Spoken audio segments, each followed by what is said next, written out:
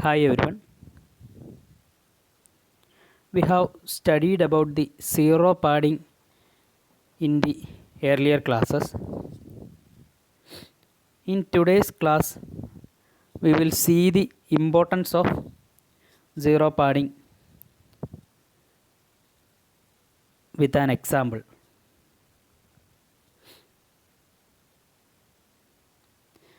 Actually, zero padding is adding zeros to the signal to make signal length L is equal to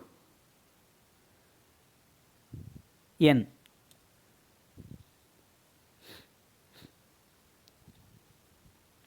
Let's see an example.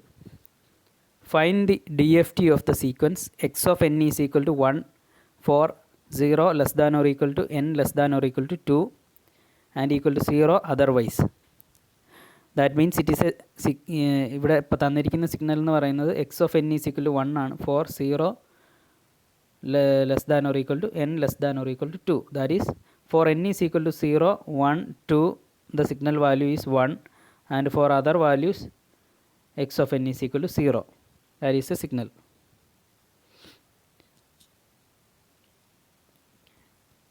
Here for 3n values, that is for n is equal to 0, for n is equal to 1, for n is equal to 2, there is signal value as 1. So the length of the signal is 3. The length of given signal is 3. So first we have to find the value of the discrete Fourier transform for n is equal to 4. Discrete Fourier transform for n is equal to 4. That is the 4-point DFT. We have to find the 4-point DFT. So here the signal length is equal to 3 and n value is capital N value is equal to 4. So we have to do zero padding. That is 1 0 is to be added to make L is equal to n. ഇവിടെ L എന്ന് പറയുന്നത് 3ഉം n 4ഉം ആണ്, capital N 4ഉം ആണ്. So to make L is equal to n, we have to add 1 0 to the signal. Okay, the equation to find the discrete Fourier transform is x of k is equal to sigma n is equal to 0 to n minus 1 x of n e raised to minus j 2 pi kn by n, where k is equal to 0, 1, etc. up to n minus 1. This is the equation to find discrete Fourier transform.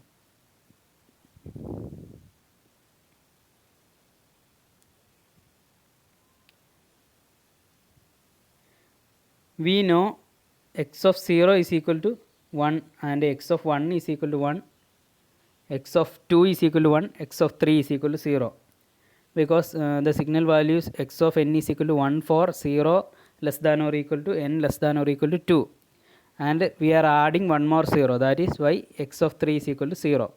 So these are the signal values at 0 1 2 3.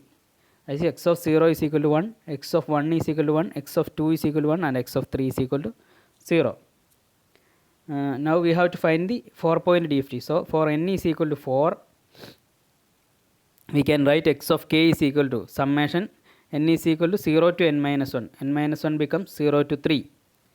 X of n e raised to minus j 2 pi nk by n. Putting the value n is equal to 4, it becomes e raised to minus j pi nk by 2 for k is equal to 0, 1, 2, 3, etc. Now substitute the values of k from 0 to 3, that is 0, 1, 2, 3, that is 0 to n minus 1. 0 to n minus 1 values k ക്ക് substitute ചെയ്ത് കഴിഞ്ഞാൽ നമുക്ക് ഓരോ k വാല്യൂസിലുമുള്ള discrete Fourier transform കിട്ടും. First put k is equal to 0, then x of 0, we will get the x of 0, that x of 0 is equal to sigma n is equal to 0 to 3 x of n e raised to minus j pi n k by 2 becomes 1. So summation n is equal to 0 to 3 x of n, that is equal to by expanding the summation we will get x of 0 plus x of 1 plus x of 2 plus x of 3. We know the values of x of 0, x of 1, x of 2 and x of 3. by giving the values and adding, we will get 1 plus 1 plus 1 plus 0, that is equal to 3. So x of 0 is equal to capital X of 0 is equal to 3. That is discrete Fourier transform at k is equal to 0 is 3. We can find the magnitude also. Modulus value of x of 0 is equal to 3. This is a real number, so this is a positive number. So the modulus value of x of 0 is equal to 3 and angle of x of 0 is equal to 0, because here there is no imaginary term. Next, we will find the value of x of k at k is equal to 1. Putting k is equal to 1, we will get x of 1 is equal to summation n is equal to 0 to 3 x of n e raised to minus j pi n by 2. Here we have to put k is equal to 1. And by expanding the summation by giving n values, then we will get first term as x of 0 plus x of 1 e raised to minus j pi by 2 plus x of 2 e raised to minus j pi plus x of 3 e raised to minus j 3 pi by 2. We know x of 0 is equal to 1 plus x of 1 is also 1, so it becomes e raised to minus j pi by 2. E raised to minus j pi by 2 is equal to cos pi by 2 minus j sin pi by 2 plus x of 2 is also 1 and e raised to minus j pi, that is equal to cos pi minus j sin pi plus x of 3 is 0. We know cos pi by 2 is 0 and sin pi by 2 is 1, so it becomes 1 minus j, and cos pi is minus 1 and sin pi is 0, so it becomes minus 1. That's 1 minus j minus 1, that is equal to minus j. That is the value of discrete Fourier transform at k is equal to 1.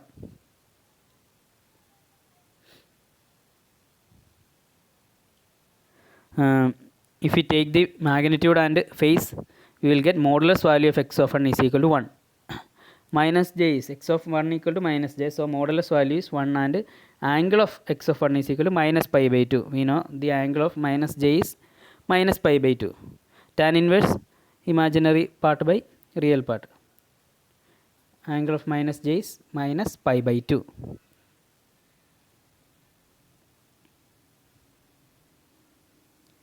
Now we have to find the discrete Fourier transform at k is equal to 2. By putting the value k is equal to 2, we will get x of 2 is equal to summation n is equal to 0 to 3 x of n e raised to minus j pi n. And now put the values of n from 0 to 3 and expanding the summation, we will get x of 0 plus x of 1 e raised to minus j pi plus x of 2 e raised to minus j 2 pi plus x of 3 e raised to minus j 3 pi. That is equal to x of 0 is 1 plus x of 1 is also 1 and e raised to minus j pi becomes cos pi minus j sin pi plus x of 2 is also 1, so e raised to minus j 2 pi becomes cos 2 pi minus j sin 2 pi plus x of 3 is 0. We know cos pi is equal to minus 1 and sin pi is equal to 0. Cos 2 pi is equal to 1 and sin 2 pi is equal to 0. That is, it becomes 1 minus 1 plus 1, that is equal to 1. So here the modulus value of x of 2 is equal to 1 and angle of x of 2 is equal to 0. Now put the value k is equal to 3, we will get the discrete Fourier transform at k equal to 3. That is, x of 3 is equal to sigma n is equal to 0 to 3 x of n e raised to minus j 3 pi n by 2. And expanding the summation, we will get x of 0 plus x of 1 e raised to minus j 3 pi by 2 plus x of 2 e raised to minus j 3 pi plus x of 3 e raised to minus j 9 pi by 2. And giving the values of x of 0, x of 1, x of 2 and x of 3, we will get 1 plus cos 3 pi by 2 minus j sin 3 pi by 2 plus cos 3 pi minus j sin 3 pi plus 0. We know cos 3 pi by 2 is equal to 0 and sin 3 pi by 2 is equal to minus 1. So that becomes 1 plus j. And cos 3 pi is equal to minus 1 Sin 3 pi is 0. So it becomes 1 plus j minus 1, that is equal to j. Taking the modulus value, it be modulus of x of 3 is equal to 1 and angle of x of 3 is equal to pi by 2. So we got the discrete Fourier transform 4-point DFT as modulus of x of k is equal to 3, 1, 1, 1 and angle of x of k is equal to 0, minus pi by 2, 0, plus pi by 2. If we plot the magnitude and phase spectrum of given signal, we will get the left figure shows the magnitude spectrum and the right figure shows the phase spectrum. That is, at k is equal to 0, magnitude of x of k is equal to 3, and at k is equal to 1, magnitude of x of k is equal to 1, and k equal to 2, magnitude of x of k is equal to 1. For k is equal to 3, magnitude of x of k is equal to 1. So we will get totally 4 samples for the magnitude spectrum. Similarly, we will get 4 samples for the phase spectrum, that is 0 at k is equal to 0 and minus pi by 2 at k is equal to 1 and again 0 at k is equal to 2 and plus pi by 2 at k is equal to 3. So we will get a magnitude and phase spectrum like this. Joining these joining these sample points, we will get spectrum as shown in the figure. It is shown as dotted line. Hope it is clear. Now the same question, that is the same signal, we will find the discrete Fourier transform for n is equal to 8, that is 8-point DFT. Earlier we have found the DFT for n is equal to 4.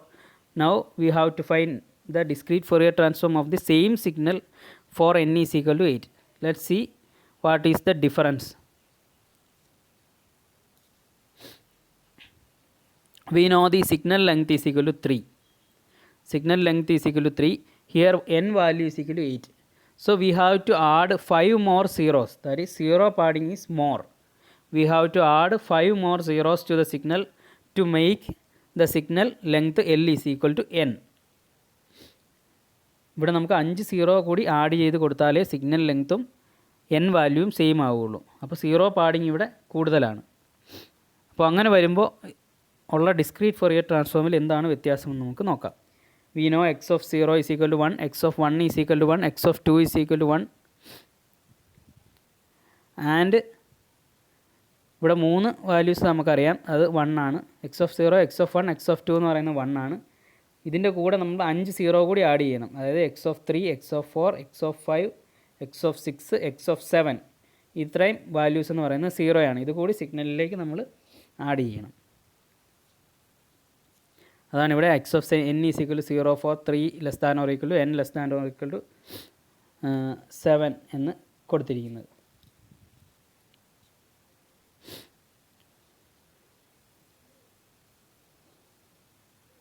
Okay, we know the equation for discrete Fourier transform is x of k is equal to sigma n is equal to 0 to n minus 1 x of n e raised to minus j 2 pi n k by n.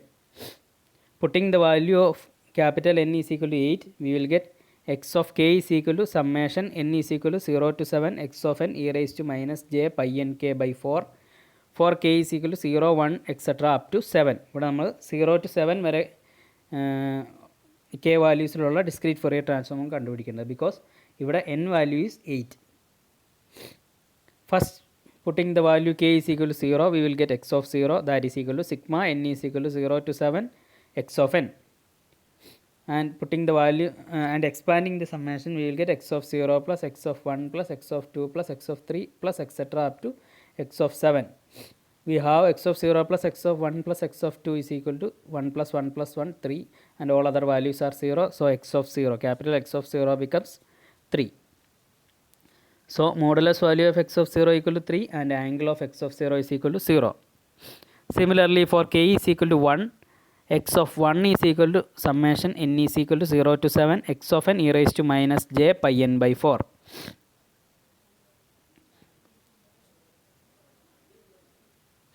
Now, expanding x of 0 plus x of 1 e raised to minus j pi by 4 plus x of 2 e raised to minus j pi by 2 and also plus x of 3 e raised to minus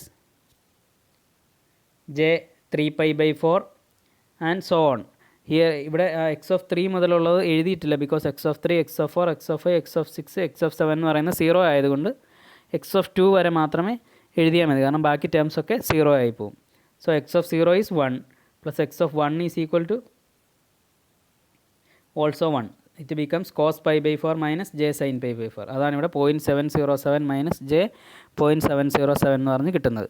plus x of 2 is also 1 and e raise to minus j pi by 2 becomes cos pi by 2 minus j sin pi by 2. Cos pi by 2 value is 0 and minus sin pi by 2 value is 1. So it becomes 1.707 minus j 1.707. That is x of 1. And if we find the magnitude, it becomes 2.414 and the angle becomes minus pi by 4.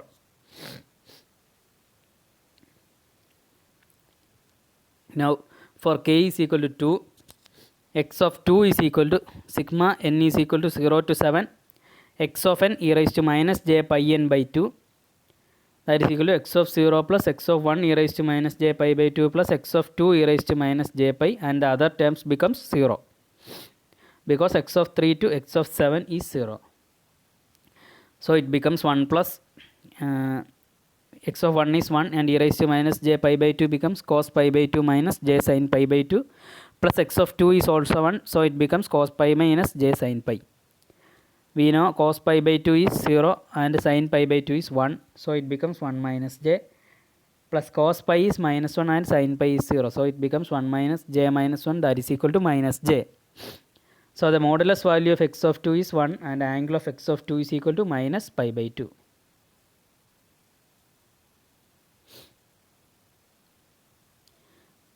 Similarly, for k is equal to 3, x of 3 is equal to sigma n is equal to 0 to 7 x of n e raised to minus j 3 pi n by 4.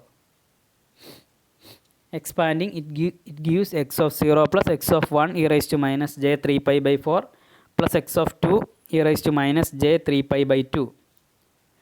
X of 0 is 1 and x of 1 is 1 and x of 2 is 1. So it becomes 1 plus cos 3 pi by 4 minus j sin 3 pi by 4 plus cos 3 pi by 2 minus j sin 3 pi by 2. Finding the values, we will get 1 minus 0.707 minus j 0.707 plus j. That is, it becomes 0.293 plus j 0.293. And if we find the magnitude, it becomes modulus of x of 3 is equal to 0.414 and angle of x of 3 is equal to pi by 4. Now for k is equal to 4, x of 4 is equal to sigma n is equal to 0 to 7 x of n e raised to minus j pi n, and if we expand, it becomes x of 0 plus x of 1 e raised to minus j pi plus x of 2 e raised to minus j 2 pi. Putting the values of x of 0, x of 1 and x of 2, we will get 1 plus x of e raised to minus j pi becomes cos pi minus j sin pi plus e raised to minus j 2 pi becomes cos 2 pi minus j sin 2 pi. Adding the values of cosine and sinusoidal functions, we will get 1 minus 1 plus 1, that is equal to 1. Modulus value of x of 4 is equal to 1 and angle of x of 4 is equal to 0.